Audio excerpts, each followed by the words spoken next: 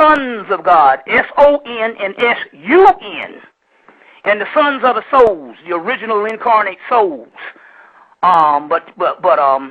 There's 72 sons of Ptah, which is also Ptah is nothing but Osiris. Ptah, Amun-Ra, Osar, all one and the same. Depends on different periods.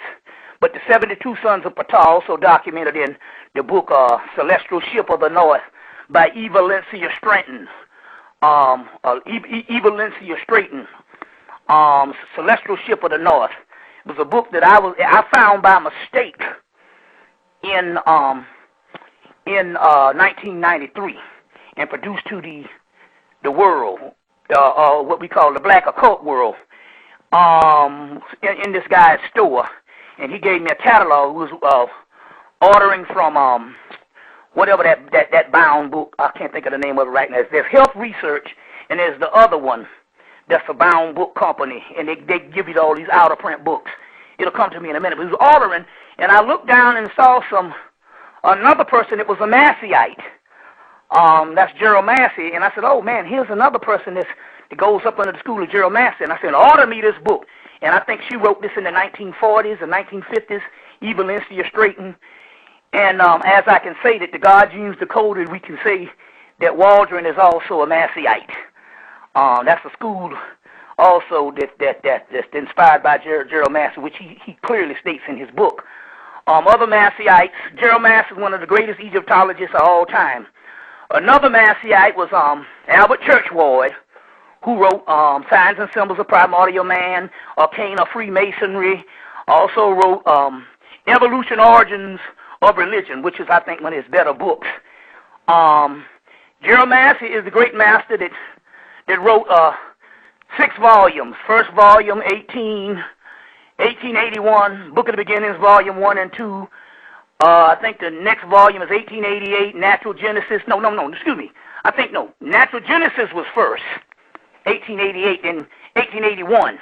Then Book of the Beginnings, 1888, Volume 1 and 2, and then the last book, 1907, the year of his death, Ancient Egypt, Light of the World, which is his hallmark books, and then subsequent lectures like the Gerald Massey's lectures, which has been a complete savior for the black race, in the particular aspect of the black scholastic race.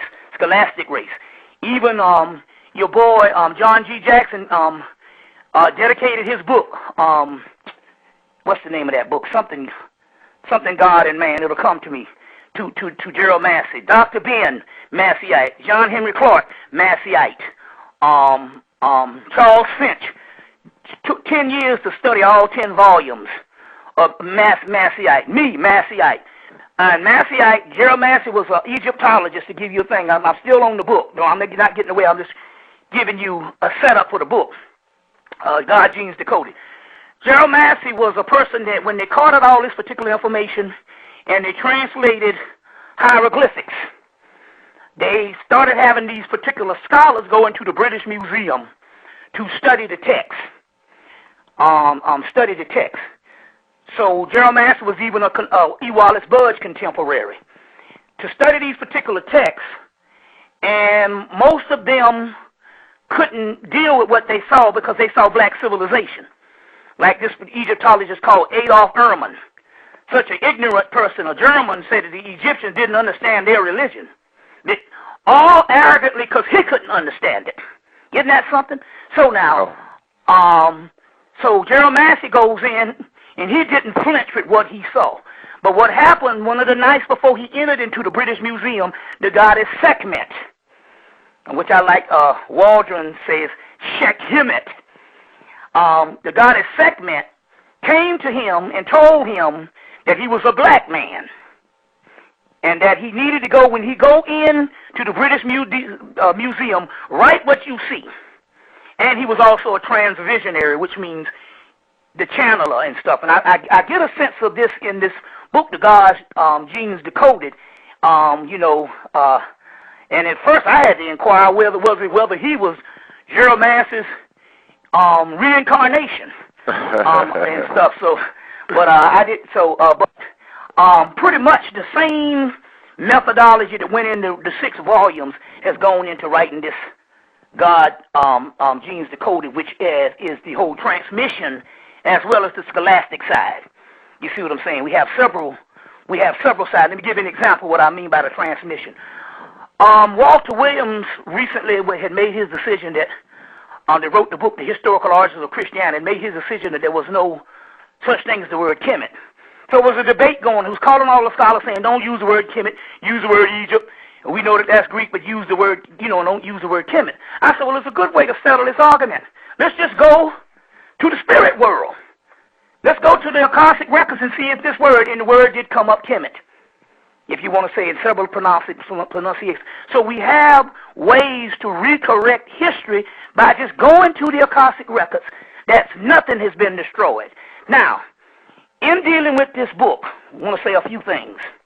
He deals with this Shem Hamaphash, these Goetian spirits. These Goetian spirits. Talking about Brother Waldron. Yeah. All right. Waldron. He's dealing with these particulars, the 72 Shem Hamaphash. Now, what it is this. To break this down, so I don't want to get ahead of a lot of the new viewers, because I know that the YouTube has brought more new viewers than what it was, as far as that's different than the enlightened ones from the 90s. Exactly. That, these particular scholastics, so some of them are pretty green hearing this for the first time. And what it is this, to try to understand this. You have two sides of every spiritual system. Some survived, most of them didn't. Two sides. You have a day side, which is the illumination of the sun and everything that permeates this physical world that we live in. And then you have a night side, or a dark side, a night side, which is the dormant aspect of the pre-cosmos. It is the stuff that was in order before this world came into being. There was worlds that existed millions of years and existed as probably as long as the earth has existed, or this particular solar system has existed. There was several primal worlds that existed prior to those. Those primal worlds collapsed or went into dormancy or went to sleep, and their substance was used to build the world that we live in now. That we live in now. So you have a day side, which is the functioning of the world of the last 14 billion years, as they said in 1998 when they tried to say how old the Earth was. We'll just go with a number because there is no numbers. But let's just, for the sake of confusion, let's say the last 14 billion years would all encompasses the Milky Way galaxy, which the Milky Way is named after the great Tau Heru, or Hathor, the Milky Way. That's what Heru comes in. But anyway, those primal worlds that went to sleep, their essence was used to build this world. So it's the same thing where they talk about a group of Titan figures. A group of Titans figures. The Titans, the Tetons, the Satans, or the Setans, or the Titans, Typhons. All of this is talking about primal worlds. These particular worlds that went in, that existed prior to this world, was used to build this world. So these Titan figures were burnt up, or in Christian thing, bound for 1,000 years. You see, but they were burnt up, and their blood was used to make man. Was used to make man. Thus, every system has a day side, and every system has a night side. You see, it's not good and evil. It's just polarities, like yin and yang. You see, and so the Shem Hamaphash is the night side of a Kabbalistic system or Hebraic system that is called the Kalipoth. Which is the tree of life, and it is the backside of the tree of life. Now, how it becomes obscure, the tree of life was introduced into Spain by the Moors. We know that the first book, the Zohar, was introduced into Spain, or the Kabbalah was introduced into Spain by the Moors, by Moses de Leon.